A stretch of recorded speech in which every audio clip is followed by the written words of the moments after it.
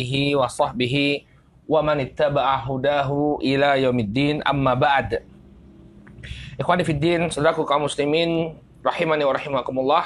Alhamdulillah, puji dan syukur kita panjatkan kepada Allah Subhanahu wa taala atas segala nikmat yang telah Allah Subhanahu wa taala anugerahkan kepada kita semua.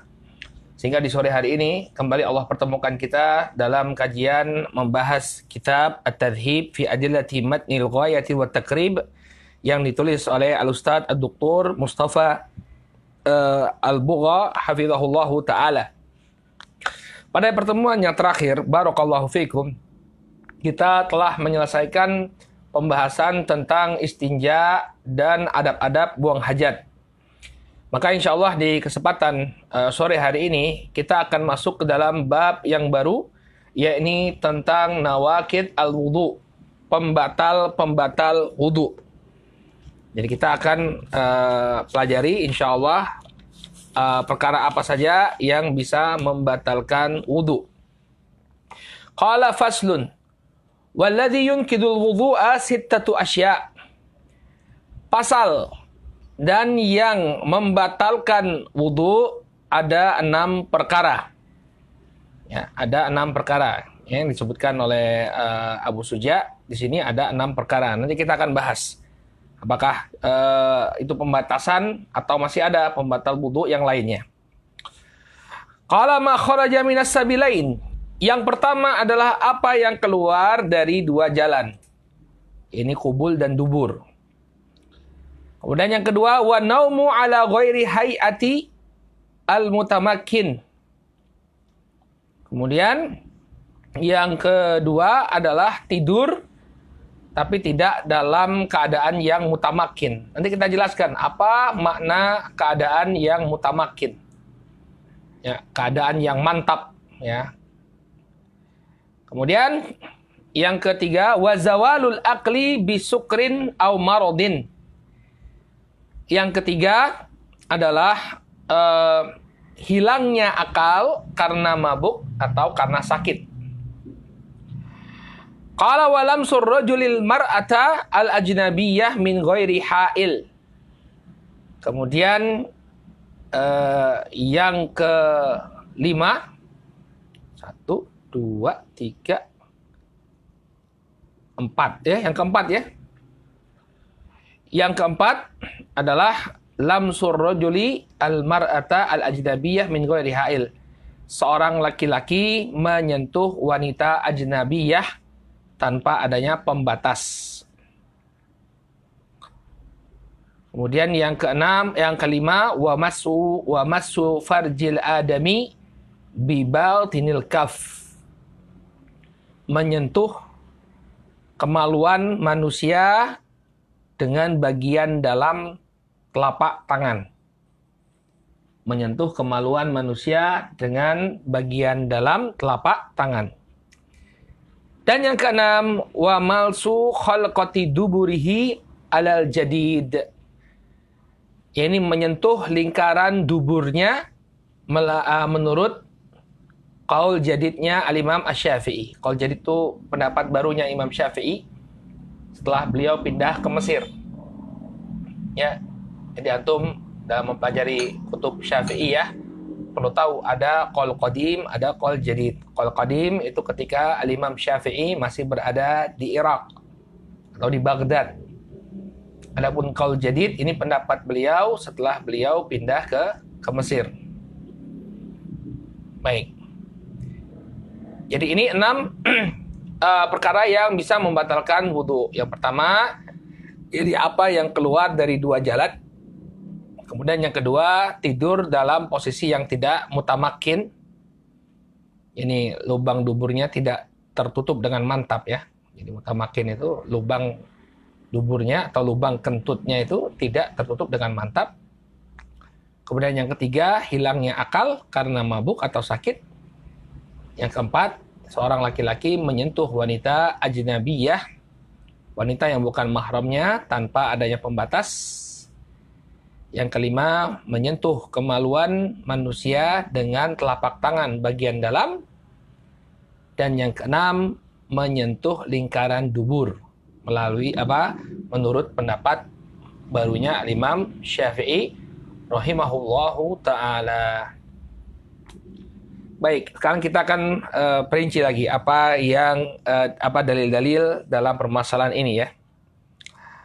Qala ma kharaja minas sabilain. Pembatal yang pertama adalah apa yang keluar dari dua jalan. Maksud dua jalan yakni ad-dubur ya, ad-dubur wal qubul.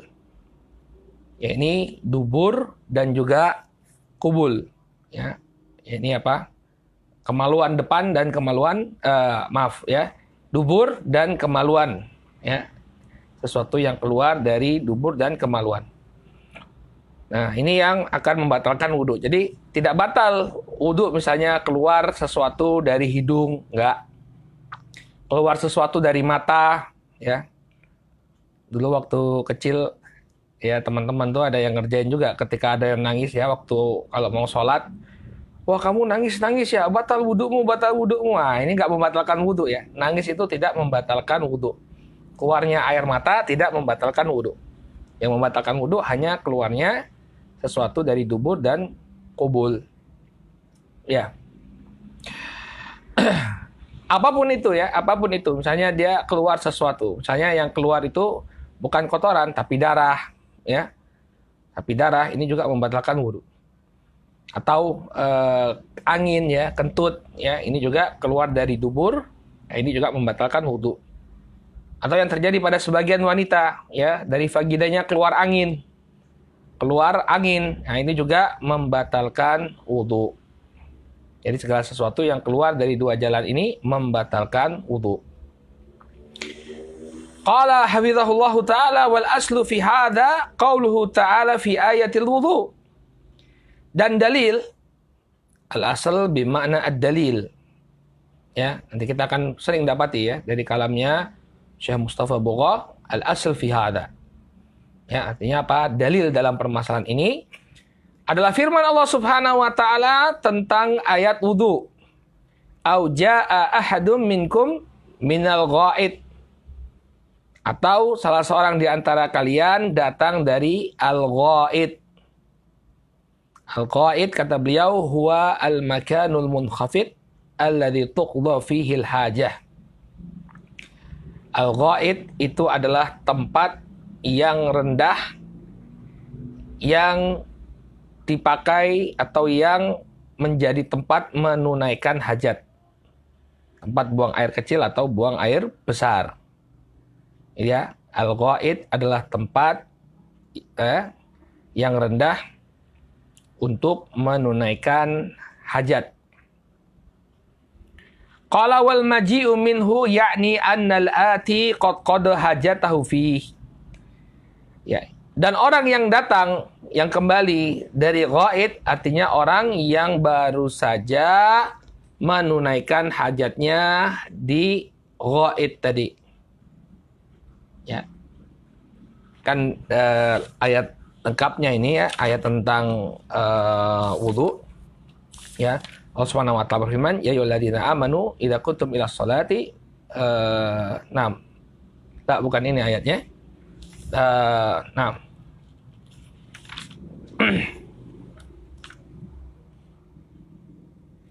Baik. Al-muhim auja ahadum minkumul minal ghaid ya, atau salah seorang dari kalian datang dari WC, artinya dia baru saja menunaikan hajatnya. Ya, artinya dia baru saja menunaikan hajatnya, maka hendaknya dia berwudu. Ya betul ayatnya itu ya. Ya ayyuhalladzina amanu idza qumtum ilas sholati faghsilu wujuhakum wa aydiyakum ilal marafiq wamsahu bi ru'usikum wa arjulakum ilal ka'bain wa in kuntum junuban fattahhiru atau fattahharu wa in kuntum marda aw ala safarin aw jaa ahadum minkum minal ghaid aw lamastumun nisa ya. Jadi ini yang kondisi yang mewajibkan seseorang untuk bersuci ketika dia baru datang atau dia baru kembali dari menunaikan hajat. Wa qada'ul hajati kinayatun an ikhrajil bauli awil ghaid. Ya. Dan menunaikan hajat ini merupakan kinayah. ya merupakan ungkapan ya dari mengeluarkan al-baul, kencing, awil ghaid, ya, atau kotoran. Ya, ghaid itu artinya apa? Kotoran dari buang air besar. Tai, ya. Dia mengeluarkan kencingnya atau tainya. Wa huwa ma yakhruj minad dubur. Ya, ini apa yang keluar dari duburnya. Sumya bidzalika min babi itlaqil makan wa iradati ma yakunu fihi. Ya. Tempat buang air itu disebut sebagai ghaid, ya. Kenapa disebut sebagai ghaid? Karena dia termasuk ke dalam bab itlaqul makan. Ya. Pemutlakan tempat, dan yang diinginkan darinya adalah apa yang ada di dalamnya. Ya. Maksudnya auja'a ahadum minkum minal ghaid, artinya kalian baru saja menunaikan hajat kalian. Ya. Maka berwuduklah. Ketika kalian baru saja menunaikan hajat kalian, maka berwuduklah. Sehingga ini menunjukkan bahwa buang air kecil dan buang air besar ini termasuk apa? Pembatal wudu. Kalau dalil lainnya wa hadis minha, dan hadis-hadis di antaranya majaa an Abi Hurairah qala Rasul sallallahu alaihi wasallam la yaqbalullahu salata ahadikum idza ahdatsa hatta yatawadda. Dan dalilnya adalah hadis Abu Hurairah di mana Rasul sallallahu alaihi wa ala alihi wasallam bersabda.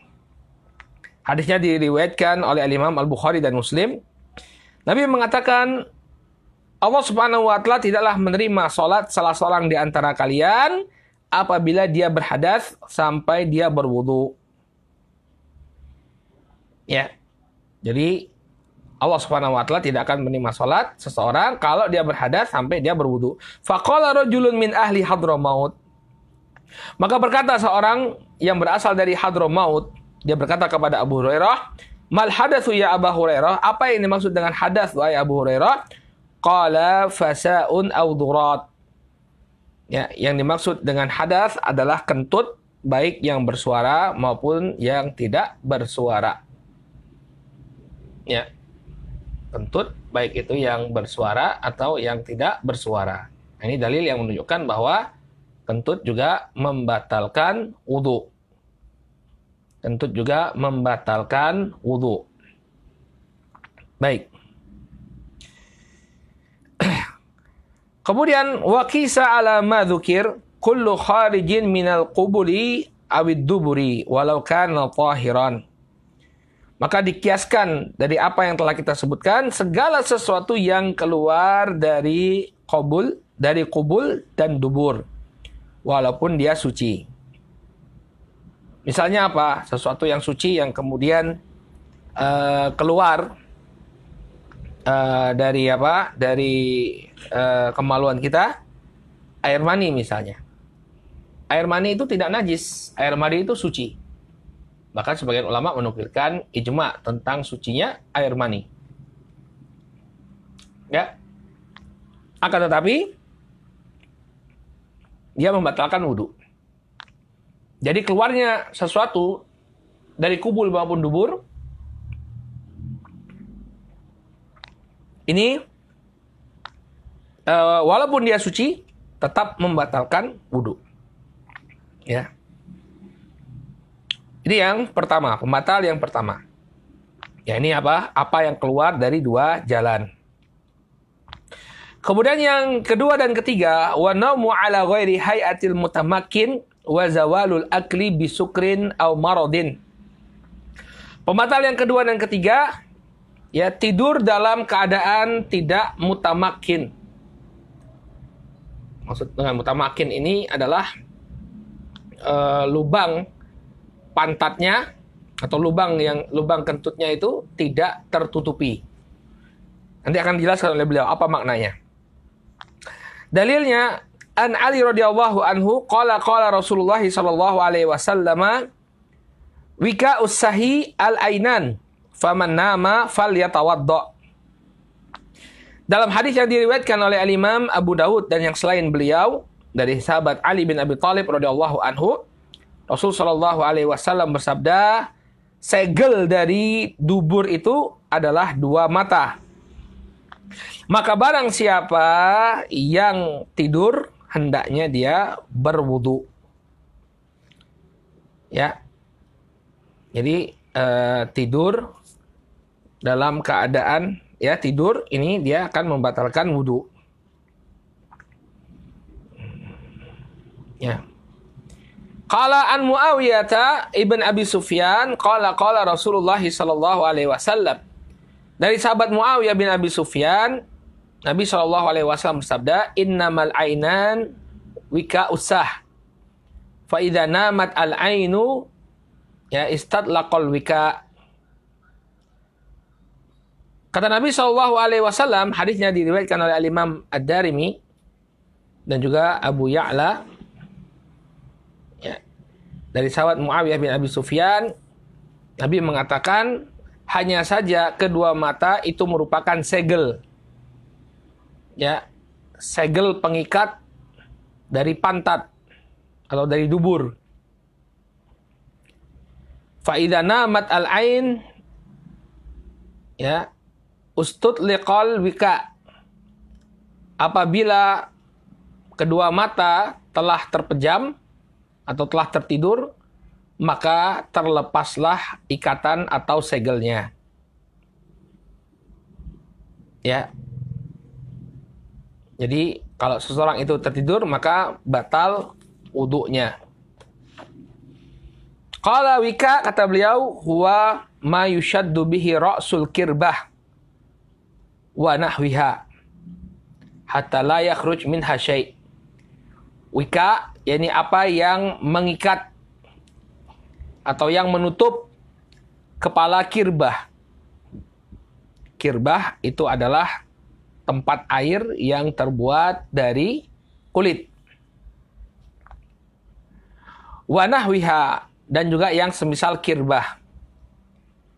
Ya, botol atau apa, ya.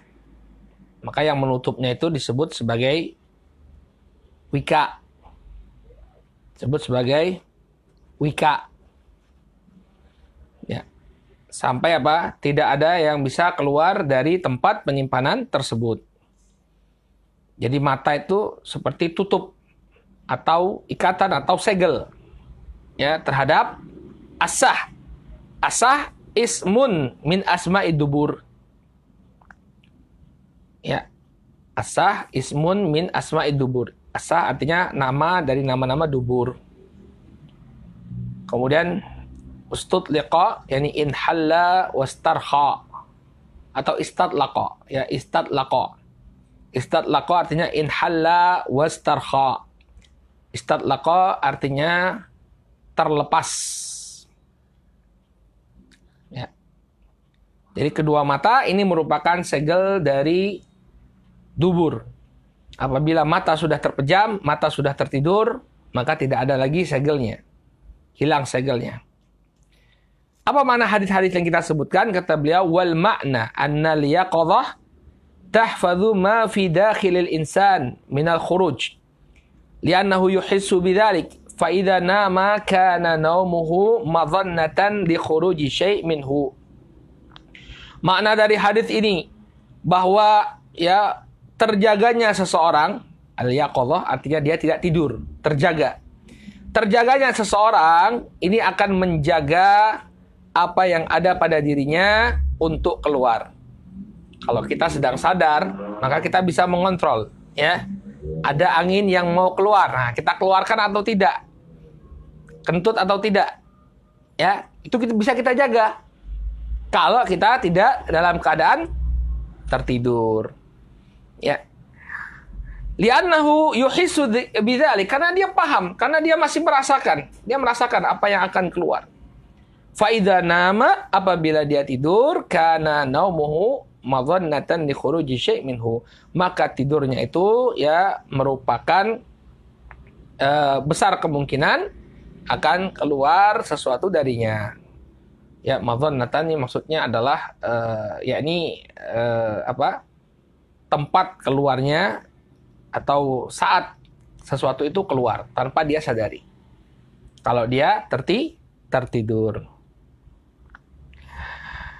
Qala wal mutamakkin. Nah, sekarang kan kata beliau di sini tidur dalam keadaan yang tidak mutamakin.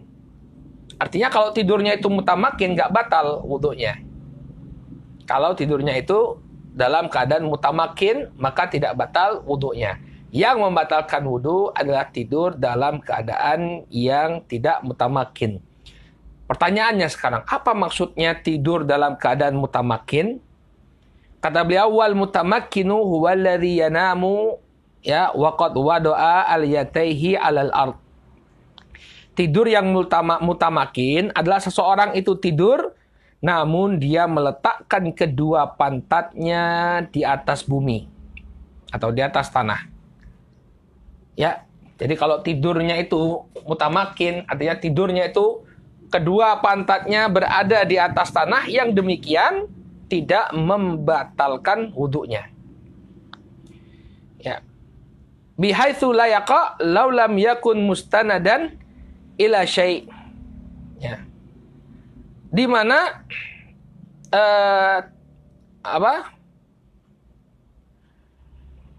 la walayan takidu wudhu'uhu li'annahu yahissu bima yakhruj minhu.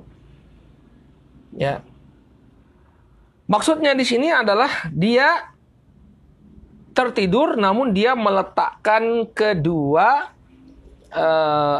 dia meletakkan kedua pantatnya di atas tanah. Ya. Walaupun dia tidak bersandar pada sesuatu.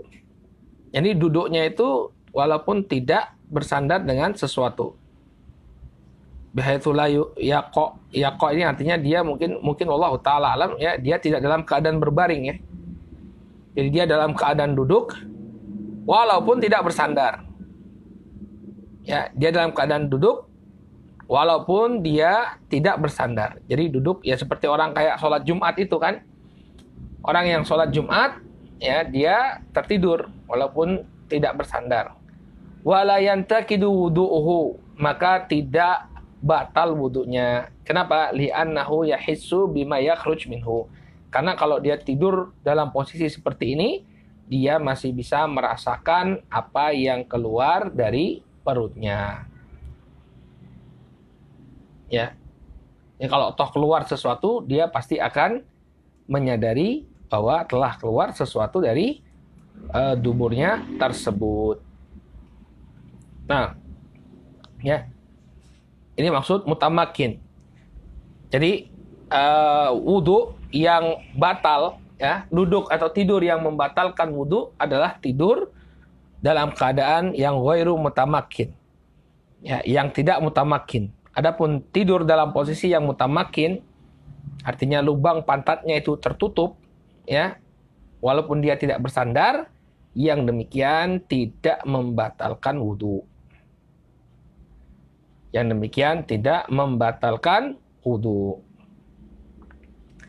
Ya, seperti yang diriwayatkan ya, dalam sebagian riwayat disebutkan ada para sahabat sampai tertidur menunggu kehadiran Nabi alaihissalam dalam pengimaman atau dalam sholat isya.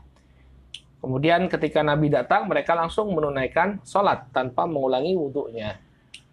Ya, maka kemungkinannya mereka tidur dalam keadaan yang mutamakin sehingga tidak membatalkan wudhunya. Ya. Qala wa kisa zawalul akli bil jununi wal ighma'i was sukr. Ya. Sawa'un akana hadha zawal qalilan aw kathiran ala naum li'annahu ablaq minhu fi ma'nah. Dan dikiaskan ya hilangnya akal, baik itu karena gila atau karena pingsan atau karena mabuk. Dikiaskan dengan tidur ini hilangnya akal. Yang namanya tidur itu hilangnya akal sementara. Ya, artinya ketika dia bangun langsung kembali lagi akalnya. Maka kegilaan, kemudian pingsan atau mabuk, ya, ini lebih parah lagi daripada sekedar tidur. Karena akalnya nggak hadir. Ya, nggak sadar dia. Sawa'un akana hadza zawal qalilan aw katsiran 'ala naum. baik hilangnya akal ini lebih sedikit atau lebih banyak daripada sekedar tidur. Kenapa? Li'annahu ablaq minhu fi maknah. Karena yang namanya gila atau hilang akal ini lebih parah daripada sekedar tidur. Ya. Bagaimana kok kita bisa mengatakan bahwa hilangnya akal karena gila, karena pingsan, dan karena mabuk ini lebih parah? Idh inna naima mahma kana naumuhu thaqilan yantabihu bi aqli tadbih. Ya.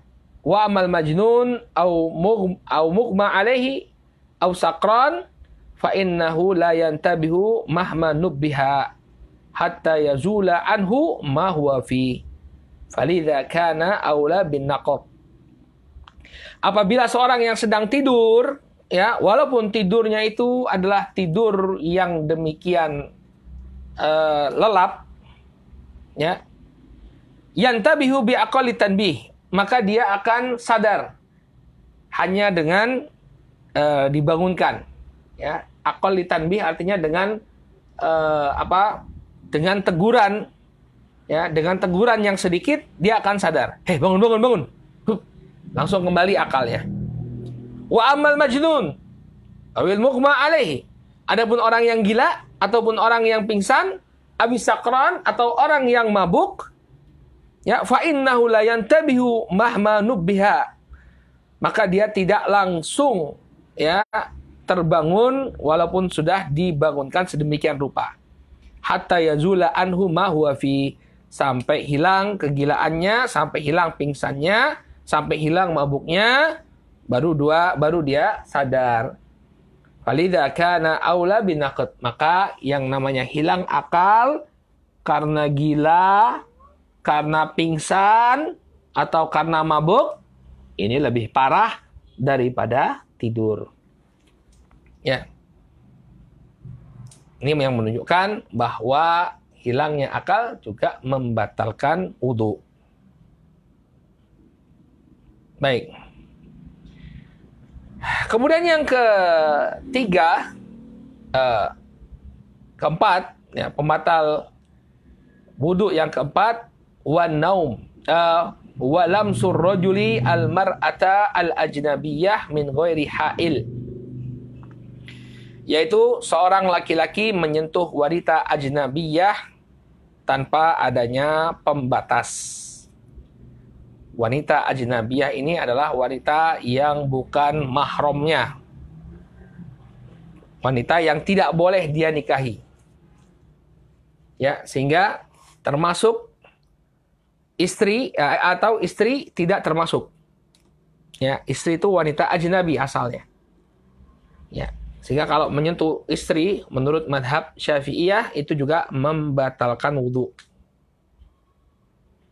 Ya. Kenapa? Kata mereka menyentuh wanita ajnabi ini madzunatan lisyahwah. Ya, tempat terjadinya syahwat. Ya, maka wudunya batal. Adapun wanita yang mahramnya seperti ibunya, adiknya, anaknya, ya, maka ini tidak menimbulkan syahwat sehingga tidak membatalkan wudunya. Ya, kita paham ya, ada khilaf di dalam permasalahan ini. Ya, kalau Al-Hanabilah tidak, wallahu ta'ala alamnya Al-Hanabilah bagaimana? Sepertinya Hanabilah tidak memasukkan menyentuh wanita sebagai pembatal wudu. Ya. Tapi dalam madhab Syafi'iyah bahwa menyentuh wanita, baik itu istri dan wanita ajnabiyah lainnya, ini membatalkan wudu.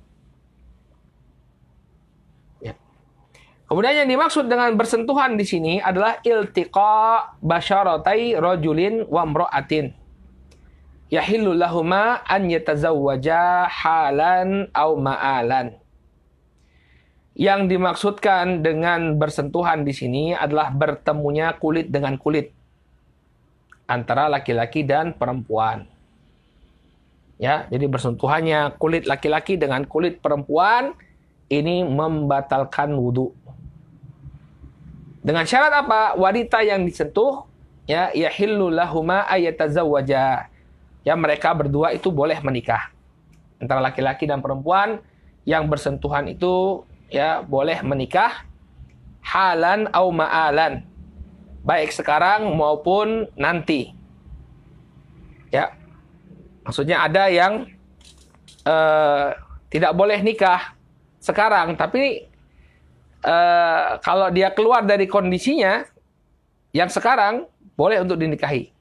Jadi kalau dia tazawwaja halan, ya, yang diperbolehkan yahillu lahuma ayatazawwaja halan, ini dia boleh untuk dinikahi atau mereka berdua boleh saling menikah dalam keadaan sekarang, ya, misalnya seseorang yang dengan wanita yang bukan mahramnya, ya, ini bukan ibunya, bukan bibinya, bukan anak perempuannya, bukan neneknya, maka terserah dia boleh menikah kapan saja, ya.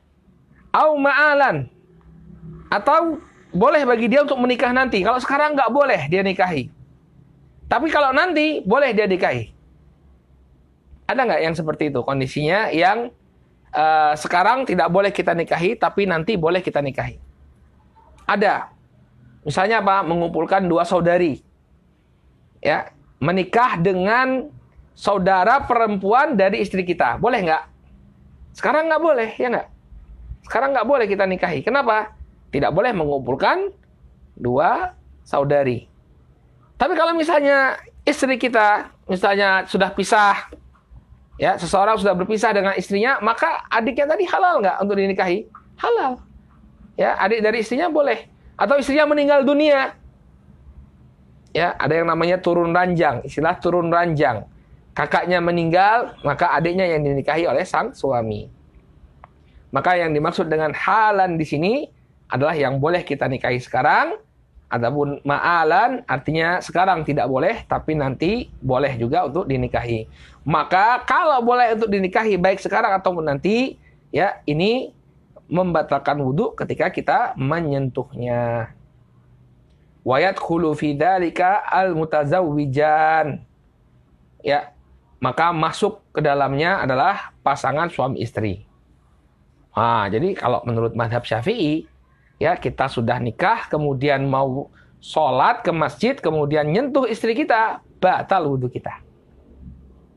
Ya, batal wudhu kita. Baik. Ya, jadi ini yang memang yang kita pelajari dulu kan, di sekolah dulu kan seperti itu ya. Di sekolah dulu kalau nyentuh wanita memang batal ya. Kemudian setelah belajar fikih, jadi salafi, belajar fikih sunnah, fikih hadis, baru kita mengatakan bahwa nyentuh wanita tidak membatalkan. Ya, karena ada hadisnya Nabi alaihi salatu wassalam yang mencium istri beliau, ya, lalu kemudian beliau sholat. Ya nggak? Nah, nanti kita akan bahas hadisnya. Kenapa kok Asy-Syafi'iyah itu ngotot? Ya, nyentuh wanita walaupun itu istri tetap membatalkan wudu. Ada alasannya mereka. Ya. Qala wa yakhruju kullu man yuhram at-tazawwaju bainahuma ala ta'bid. Dan dikeluarkan darinya segala atau semua yang menjadi mahram, ya, yang haram untuk dinikahi, haram terjadinya pernikahan antara keduanya ala ta'bid, selama-lamanya. Ya, misalnya ibu, nenek, ya, dan ke atas, kemudian anak, cucu ke bawah, ya. Kemudian juga keponakan perempuan, ya, ini juga haram selama-lamanya, nggak boleh kita nikahi, ya. Adik perempuan ini juga tidak boleh kita nikahi, ya. Nah, ini semua tidak membatalkan wudu ketika menyentuhnya. Kenapa? Karena menurut Syafi'iyah, menyentuh mereka ini tidak membangkitkan syahwat. Qala wa sayati bayanuhunna fi maudhihi min kitabin nikah. Dan insya Allah akan datang penjelasannya, ya, pada kitabun nikah, tentang siapa saja yang menjadi mahram kita. Baik, intinya dalam mazhab Syafi'iyah, ya, menyentuh wanita yang bukan mahram, ya, maka ini membatalkan wudhu, termasuk menyentuh istri. Karena hukum asalnya istri itu adalah seorang wanita ajnabi. Ya, makanya kita boleh menikahinya karena dia adalah seorang wanita ajnabi. Qala wal aslu fi hadza. Kemudian dalilnya. Ya, dalil dalam permasalahan ini qauluhu ta'ala fi ayatil wudu. Firman Allah Subhanahu wa taala dalam ayat wudu. Aula mastum nisa. Ya, atau kalian saling menyentuh dengan wanita. Wal muradu bil mulamasa alams. Yang dimaksudkan dengan mulamasah di sini adalah menyentuh. Bidalili qiraah al-mutawatirah al-ukhra lamastum. Ya, dengan dalil adalah bacaan atau qiraah yang lain yang juga mutawatir, bukan lamastum tapi lamastum. Lamastum artinya menyentuh. Ya, atau kalian menyentuh wanita. Wa dzalika li anna lamsa liman yataladzadu biha adatun madhannatal hadits atau madhannatal hadath. Karena sesungguhnya menyentuh ya seseorang yang yang dengannya kita bisa berlezat-lezatan, yataladzat biha, ya dengan menyentuh wanita tersebut kita bisa merasakan kelezatan, ini merupakan madhannatal hadath, ya adalah tempat terjadinya hadas. Min khurujil madhi awil mani, berupa keluarnya madhi dan mani. Nah, ini yang menjadi alasan Syafi'iyah mengapa menyentuh wanita ajnabiyah termasuk istri kita itu menyebabkan batalnya wudu. Karena menyentuh mereka ini merupakan tempat keluarnya hadas berupa apa? Madhi dan mani. Baik, gimana tuh Ustaz? Kok ada para ulama mengatakan tidak membatalkan? Dulu Nabi SAW mencium istri beliau, kemudian beliau salat. Ya, di riwayat sebagian ashabus sunan, kalau saya tidak salah hadis riwayat Abu Dawud, dikatakan bahwa Nabi SAW mencium istri beliau, kemudian beliau salat. Maka hadis ini barakallahu fiikum, ya, diriwayatkan dari Al-A'mash, dari Hubayb bin Abi Thabit, dari Urwah, dari Aisyah. Kemudian kata Al-Imam Al-Bukhari rahimahullahu ta'ala, Hubayb bin Thabit ini tidak mendengar hadis dari Urwah. Ya, sehingga Al-Imam Al-Bukhari mendoifkan atau melemahkan hadis tadi. Nabi SAW, hadis di mana Nabi SAW mencium istri beliau, kemudian sholat. Ya, demikian juga Al-Imam Ibnu Abi Hatim, beliau menukilkan dari bapaknya bahwa bapaknya menyebutkan hadisnya tidaklah sahih. Hadisnya tidaklah sahih. Nah, ini dia mengapa kok mazhab Syafi'i tidak mengambil hadis ini, karena mereka menganggap bahwa hadisnya tidaklah sahih. Ya, sebagian lagi mengatakan bahwa walaupun hadisnya sahih, namun telah dimansuhkan dengan firman Allah, aulamastumun nisa, ya, atau kalian menyentuh wanita. Ya. Sehingga inilah pendapat yang muktamad dalam mazhab Syafi'i, bahwa menyentuh wanita yang bukan mahram termasuk menyentuh istri itu juga membatalkan wudu. Itu membatalkan wudu. Ya, dalilnya aulamastumun nisa. Baik. Ini pembatal keislaman yang ke berapa? Yang ke-5. Yang ke-4. Ya, min ghairi hail, ya, tanpa adanya penghalang. Ini kalau ada penghalang, ya misalnya dia sentuh istrinya tapi pakai sarung tangan misalnya. Atau dia megangi istrinya tapi bagian yang terhalangi dengan kain. Yang demikian tidak membatalkan wudunya. Ya, yang demikian tidak membatalkan wudu. Jadi yang membatalkan wudu kalau kulit ketemu kulit. Kalau kulit ketemu kulit, ini membatalkan wudu. Inda Syafi'iyah. Menurut mazhab Syafi'i. Baik, kemudian yang selanjutnya. Ya. Masu farjil adami bi batinil kaf. Menyentuh kemaluan manusia dengan dengan bagian dalam telapak tangan. Ya. Dengan bagian dalam telapak tangan. Wa qad dalla ala dzalika hadits.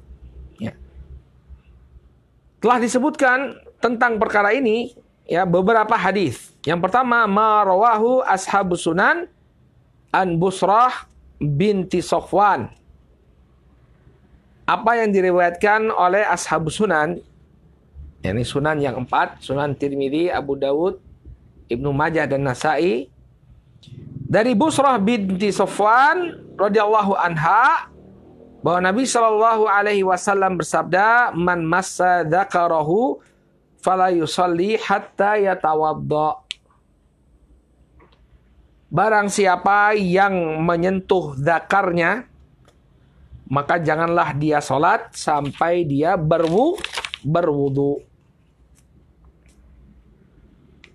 Maka janganlah dia sholat sampai dia berwudu. Sehingga barang siapa yang menyentuh kemaluannya, ya batal wudunya. Qala fi riwayatin lin Nasa'i wa yatawaddau man massa dzakar. Ya. Maka hendaknya orang yang menyentuh zakarnya dia berwudu. Ya. Ini dalil yang sangat jelas menunjukkan bahwa menyentuh kemaluan ya ini membatalkan wudu. Ya. Kemudian kata beliau fayashmulu dzakara nafsihi au dzakara ghairihi. Dan itu mencakup ya, maka dan itu mencakup zakar miliknya sendiri. Demikian juga zakar orang lain. Ya. Kalau dia menyentuh punyanya sendiri maka batal wudunya. Demikian juga kalau dia menyentuh punyanya orang lain. Dan misalnya dia seorang dokter misalnya. Seorang dokter kelamin. Ya. Kulit dan kelamin. Nah, dia menyentuh zakarnya orang lain, maka apa? Batal wudunya. Ya. Kata beliau, wali anna massa farji ghairihi afhasyu min massi farjihi. Karena menyentuh zakarnya orang lain ini tentu lebih parah daripada sekedar menyentuh ya farjinya sendiri. Ya, menyentuh kemaluan orang lain ini tentu lebih parah daripada menyentuh kemaluannya sendiri. Ya. Qala wa inda Ibnu Majah, dan diriwayatkan dari Ibnu Majah an Ummu Habibah wa Abi Ayyub radhiyallahu taala anhuma, man massa farjahu falyatawadda. Dan diriwayatkan oleh Imam Ibnu Majah dari Ummu Habibah dan Abu Ayyub radhiyallahu anhuma, barang siapa yang menyentuh farjinya maka hendaknya dia berwudu. Ya. Jadi dalil dalil yang sangat jelas menunjukkan bahwa barang siapa yang menyentuh farjinya maka hendaknya dia berwudu. Ya, baik laki-laki maupun perempuan. Baik itu kemaluannya sendiri atau kemaluan orang lain. Qala wa an Abi Hurairah radhiyallahu anhu qala Rasul sallallahu alaihi wasallam, idza afdha ahadukum bi yadihi ila farjihi wa laysa bainahuma sitrun wala hijabun falyatawadda. Kemudian dari hadisnya Abu Hurairah, ya, apabila salah seorang di antara kalian afdha itu artinya al-ifdha itu artinya menyentuh dengan telapak tangan bagian dalam.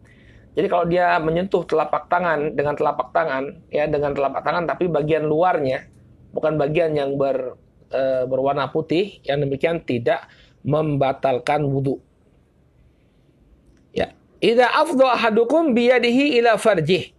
Apabila salah seorang di antara kalian menyentuhkan bagian dalam telapak tangannya kepada farjinya, walaisa bainahuma sitrun, dan tidak ada di antara keduanya penghalang, sitrun wala hijab, falyatawadda, maka hendaknya dia berwudu.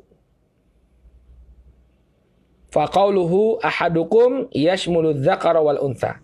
Maka dalam hadis ini ucapan Nabi SAW, salah seorang di antara kalian ini mencakup laki-laki dan perempuan.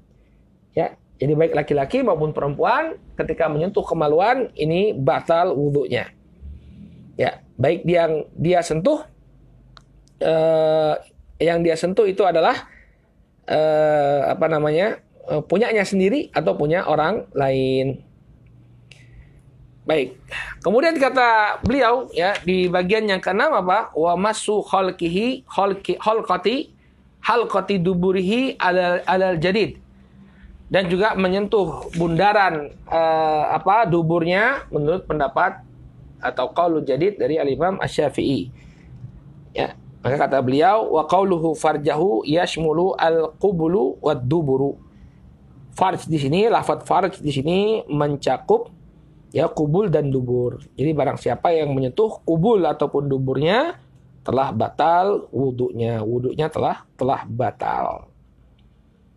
Ya. Baik, mungkin di sebagian kita yang pernah belajar fikih, Ustaz, bukankah ada hadisnya? Ya. Di mana Nabi SAW ditanya tentang kemaluan, kemudian Nabi SAW mengatakan, wa hal huwa illa bat'atun minka au mudghatun minka. Ya, bukankah zakar itu, kemaluan itu merupakan bagian darimu atau daging ya dari tubuhmu. Ya, maksudnya apa? Kalau kamu sentuh nggak batal wudunya, karena dia itu sama kayak kamu nyentuh bagian tubuhmu yang lain. Kita nyentuh kuping kita batal nggak wudu kita? Enggak. Kita nyentuh hidung kita batal nggak? Enggak. Maka menyentuh kemaluan pun menurut hadis ini ya tidak membatalkan wudu. Maka apa jawabannya? Ya, maka jawabannya Al-Imam Asy-Syafi'i rahimahullahu taala ya mendhaifkan hadis ini. Ya. Jadi Al-Imam Abu Zur'ah ya demikian juga Al-Imam Ahmad. Imam Ahmad juga mendhaifkan hadis ini, melemahkan hadis ini. Kalau toh hadisnya sahih, maka hadis Busrah itu lebih jelas ya, dan hadis Busrah datangnya belakangan. Ya, hadisnya Busrah binti Safwan datangnya belakangan, demikian juga hadisnya Abu Hurairah datangnya belakangan daripada hadisnya Talq bin Ali. Ya, huwa bid'atun minka au mudghatun minki. Ya, ini hadisnya Talq bin Ali ya, hadisnya adalah hadis yang lemah. Kalau toh hadisnya sahih, maka hadis yang lain tadi hadisnya Busrah dan juga hadisnya Abu Hurairah telah menasakh hadis ini. Baik. Nah, inilah barakallahu fiikum beberapa pembatal wudu ya inda Syafi'iyah, menurut pendapatnya Syafi'iyah. Ya, kita ulang sekali lagi ya, pembatal wudu. Yang pertama adalah apa yang keluar dari dua jalan. Kemudian yang kedua, tidur dalam keadaan yang tidak mutamakin. Yang ketiga, hilangnya akal karena mabuk atau sakit. Kemudian yang keempat, yakni menyentuh wanita ajnabiyah tanpa adanya pembatas. Kemudian yang kelima, menyentuh farjinya manusia ya dengan bagian dalam telapak tangan. Kemudian yang keenam, menyentuh ya bulatan dubur menurut pendapat baru dari qaul jadidnya Imam Syafi'i. Baik, kemudian Ustadz, kalau saya dulu belajar fikih kayaknya makan daging unta itu juga membatalkan wudu, Ustadz. Ya, pernah kalau antum mungkin belajar fikih muyassar kayaknya termasuk pembatal wudu ya. Kalau kayaknya nggak salah itu di fikih muyassar salah satu pembatal wudu itu adalah makan daging unta. Baik. Sebagian ulama memasukkan makan daging unta ini sebagai pembatal wudu, terutama mazhab Al-Hanabilah. Ya. Dalil mereka adalah hadis yang diriwayatkan oleh Muslim dari sahabat Jabir bin Samurah di mana Nabi SAW mengatakan fatawaddo ya min luhumil ibil. Maka berwudulah kalian dari memakan daging unta. Ya enggak? Ya. Jadi apa? Nabi SAW memerintahkan untuk berwudu ketika makan daging onta. Ya. Kemudian disebutkan oleh para ulama ya bahwa daging onta ini baunya kenceng, ya, baunya kenceng, lebih amis daripada bau kambing. Maka katanya diperintahkan untuk apa? Berwudu. Ini dalil yang dipakai oleh para ulama yang menyatakan bahwa makan daging onta ini merupakan salah satu pembatal wudu. Namun, barakallahu fiikum, jumhur para ulama, mayoritas para ulama mengatakan bahwa makan daging onta tidaklah membatalkan wudu.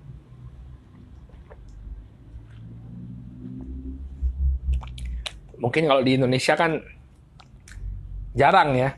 Ngapain tak bahas daging unta? Kita nggak pernah makan kok. Ya memang, tapi kan perlu tahu.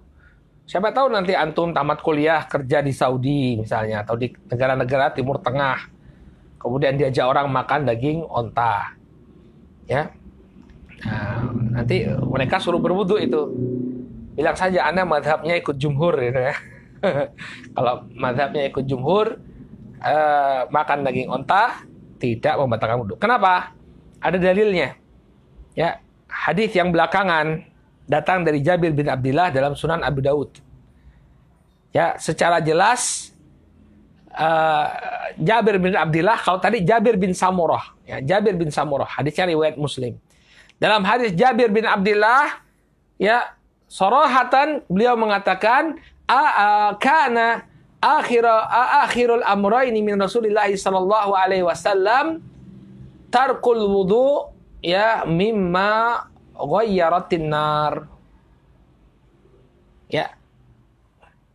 An Jabir radhiyallahu anhuma qala kana akhirul amrayni min Rasul sallallahu alaihi wasallam tarkal wudu'i mimma ghayyaratin nar.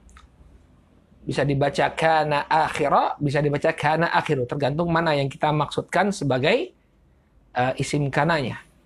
Ya. Dari Jabir bin Abdillah, beliau mengatakan bahwa akhir dari perkara ini, atau akhir dari dua perkara, maksudnya adalah apakah kita berwudu setelah makan daging onta atau tidak.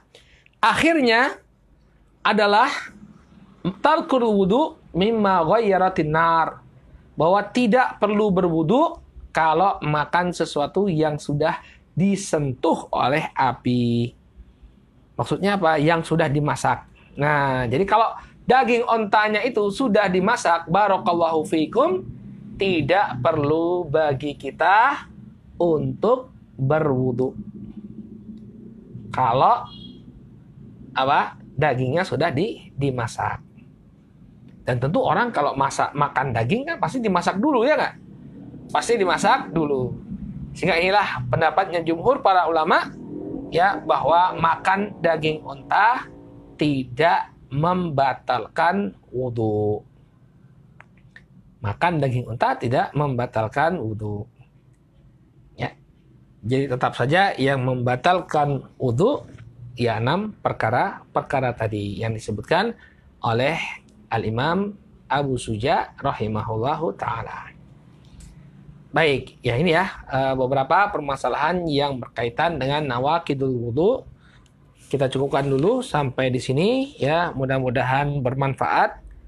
Insya Allah pada pertemuan yang akan datang kita akan bahas tentang perkara-perkara yang mewajibkan mandi.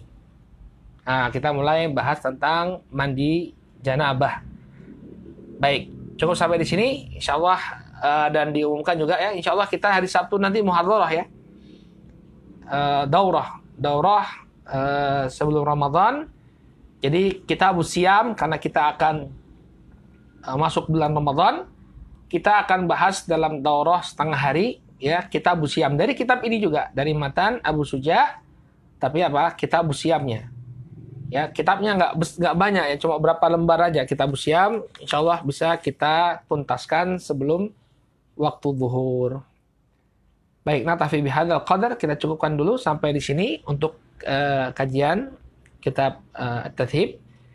Kita lanjutkan lagi atau kita bertemu lagi pada hari Sabtu yang akan datang ya dengan daurah Kitabus Syiyam. Naktafi bihadzal qadar, subhanakallahumma wa bihamdika asyhadu an la ilaha illa anta astaghfiruka wa atubu ilaik. Assalamualaikum warahmatullahi wabarakatuh.